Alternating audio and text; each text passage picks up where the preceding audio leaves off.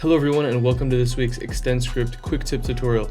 In this one I'm going to be giving away a free script as well as explaining briefly how it works because it's pretty cool.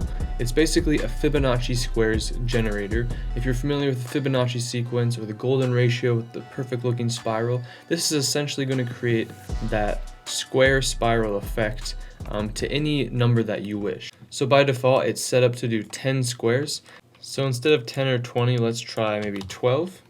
You can see it's automatically zoomed us very far out. It's generated a giant comp that we really have to zoom in on, but you can see it gives us a bit more detail as we zoom in and gives us these nice Fibonacci squares.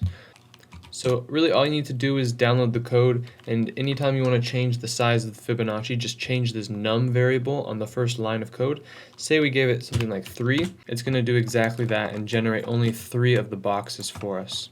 Each of these pixels will tell you how big they are, so the bigger you make this num, you're going to require a lot more comp space. As you can see, just the number 10 makes it 550 wide, and the more and more you stack on like that, the more and more your composition is going to need to be, which at a certain point reaches the limit of After Effects. So that was kind of a long preface, but essentially that's how it works. You can create these awesome looking Fibonacci squares, which would be cool for backgrounds and other organizational things for design. Essentially, all you need to do inside of the script is change the num to get the different numbers of squares, and the rest of it is pretty much just the processing of creating the different designs and positioning them.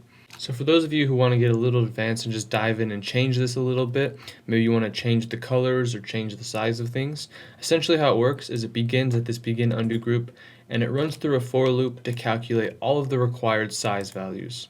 What it's really doing is taking the original Fibonacci number it should be and multiplying it by 10. So if I wanted to make these squares way smaller in their original size, we could just remove this times 10, and then if we ran it, it's going to give us a much smaller representation of the squares, a more accurate one at that, but it's less clear because they're so much smaller. So now with that being set up like that, let's try setting the value to something like 20 again.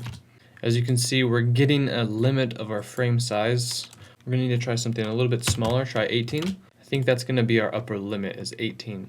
So you can see we have a giant square, and as we go down, zoom in, we get more and more.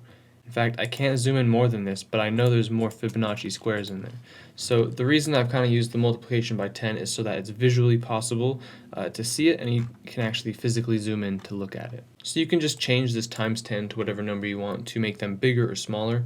And then it takes all of those Fibonacci numbers that it's either multiplied by or just gotten the original Fibonacci number, and it gets the colors for each of them, which basically just runs through each of the layers it creates and generates a random color for each of them.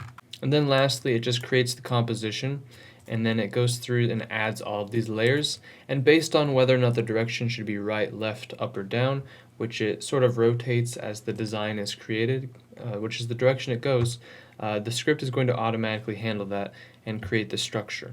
So I hope you guys enjoyed. That's just a quick tip. Hopefully I didn't explain the free code too much and made it too complicated. Basically just change the num variable if you want more or less boxes, and if you want the size of the boxes to change this number that it's multiplying by right here. Thanks again for watching. Make sure you follow us on Instagram down below. Leave a thumbs up if you enjoyed the video. Hit subscribe to be notified of new videos coming out twice weekly, and we'll see you in the next one.